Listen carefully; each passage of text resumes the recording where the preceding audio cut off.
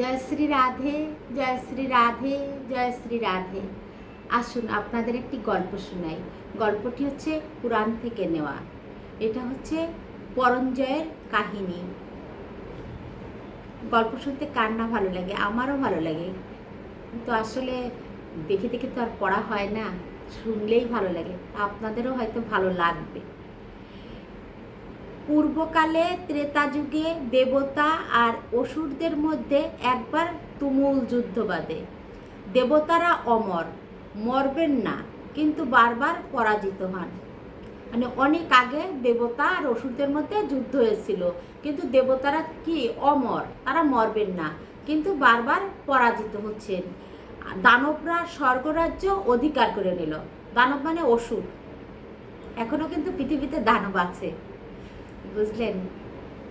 দেবতুল্য মানুষও আছে, দানবের মতো মানুষও আছে, যুদ্ধ হয়। তখন স্বর্গচ্যুত দেবতারা বিষ্ণুর আরাধনা করতে লাগলেন। স্বয়ং ভগবানের আরাধনা করলেন দেবতারা। বিষ্ণু প্রসন্ন হয়ে বললেন, তোমরা বারবার হেরে যাচ্ছ, আমার কথা শোনো। মর্তলোকে ভিক্ষুকী নামে এক রাজা আছেন। মর্তলোকে মানে পৃথিবীতে একজন রাজা আছে, তোমরা তার কাছে যাও, তার ছেলে পরঞ্জয়ের কাছে যাও, তার অংশে আবির্ভূত হব আমি। মানে বিষ্ণু ওই পরঞ্জয়ের ভিতরে আবির্ভাব হবেন, হয়ে ওই যুদ্ধ কাজটা সম্পন্ন করবেন। তখনই দানবগণের বিনাশ হবে। ভগবান যদি পক্ষে না থাকে তাহলে কিন্তু মানুষ পরাজিত হয় না। মানুষকে মানুষ পরাজিত করতে পারে না। তাই ভগবান পক্ষে যদি কাজ করে তাহলে শত্রু দানবদের মানে তাড়াতাড়ি বিনাশ করা সম্ভব হয়, আর না হলে তো হয় না। এজন্য আমরা কি করব?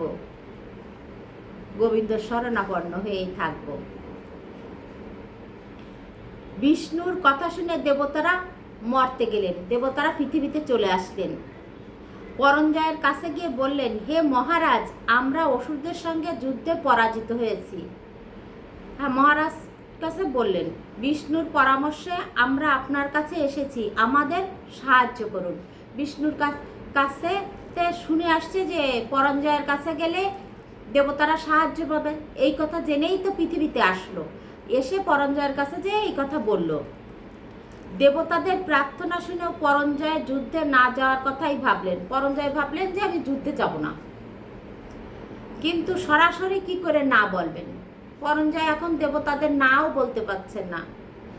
আপনার কাছে যদি কেউ কিছু চায় বা আমার কাছে যদি কেউ কিছু চায়, সরাসরি তো না বলতে গেলে কেমন একটা লাগে।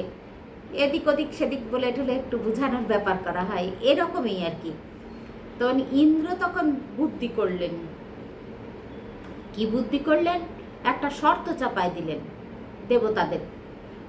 মানে দেবতারা শুনলেন ওই পরঞ্জয় কি করলেন, মানে দেবতাদের কাছে গেলে তো ইন্দ্রের কাছে গেল, যাওয়ার পরে ইন্দ্ররা গেল, মানে দেবতারা গেল, যাওয়ার পরে কি করলো, পরঞ্জয় একটা শর্ত চাপায় দিল। কার কাছে? দেবতাদের কাছে। কি বলল? যদি ইন্দ্র আমার বাহন হয়, অর্থাৎ আমি ইন্দ্রের কাঁধে চড়ে যাব। কে যাবে? ইন্দ্রের কাঁধে চড়ে পরঞ্জয় যাবে। কাঁধে চড়ে যাব, যদি তিনি রাজি হন তবেই যুদ্ধ করব।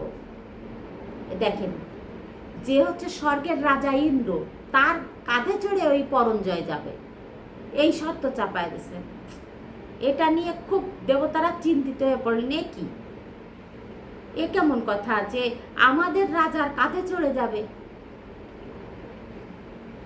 এই অভূতপূর্ব সত্ত্বে দেবতারা যার পরন্যায় অপমানিত হলেন।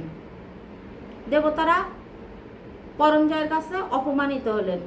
আজ তারা পরাজিত হয়ে স্বর্গচ্যুত, এই সুযোগটাই পরঞ্জয় নিয়ে নিলেন। তাই শত্রু বিনাশের জন্য এই শর্তে রাজি হওয়াই উচিত। এখন যেখানে বৃহৎ স্বার্থ, সেখানে তো ক্ষুদ্র স্বার্থ ত্যাগ করতে হবে। এখানে হচ্ছে যখন যেটা প্রয়োজন তখন সেটা গ্রহণ করতে হবে। যদি অনেকে দেখবেন, অনেকের বদনাম করার পরে যখনই স্বার্থের প্রয়োজন হয় একদম তার সামনে যেয়ে প্রশংসা শুরু করে দেয়। আবার কাজটা মিটায়ে আবার যাতাই সম্পর্ক ওখানেও শেষ করে দেয়। তেমনই ঘটনা এখানে। তা না হলে স্বর্গরাজ্য ছেড়ে ভিখারির মতো ঘুরতে হবে। এবার দেবতারা তো ভিখারি হয়ে যাবে যদি ওই যুদ্ধে না জিততে পারে। দেবতারা সকলে রাজি হয়ে গেলেন, স্বার্থের কারণে রাজি হয়ে গেছেন। পরঞ্জয় ইন্দ্রের পিঠে চড়ে যুদ্ধক্ষেত্রে গেল। বিষ্ণুর তেজ যুক্ত হলো তার শরীরে। কার শরীরে? পরঞ্জয়ের শরীরে বিষ্ণুর তেজ আসলো, কারণ বিষ্ণুই তো পরঞ্জয়ের কাছে পাঠাইছিলেন দেবতাদের। এই জন্য মনের সুখে পরঞ্জয় যুদ্ধ করলো। স্বয়ং ভগবান যদি সাথে থাকে মানুষের, তাহলে তো সে জিতবেই, তার গায়ে তো শক্তি আসবেই। দেবতারা সেই কারণে জয়ী হলেন। ইন্দ্রের কাঁধে চড়ে যুদ্ধ করেছিলেন বলে পরঞ্জয়ের নাম কুতস্থ হয়। আমরা কুতস্থ মুনির নাম শুনেছি না?